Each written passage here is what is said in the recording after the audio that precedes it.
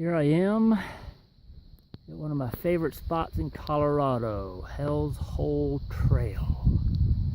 Gorgeous. I can't describe it in words. I come here every year. Beautiful bristlecone pine trees that are probably thousands of years old. I'm at 11,500 feet. Mount Evans is right over that mountain there. I think one of these peaks is Wolf Peak or Mount Wolf. No, Wolf Peak. And the beginning trail was at 9,500. There's also beautiful blue spruces, Engelmann spruce, some fir trees. There's a creek.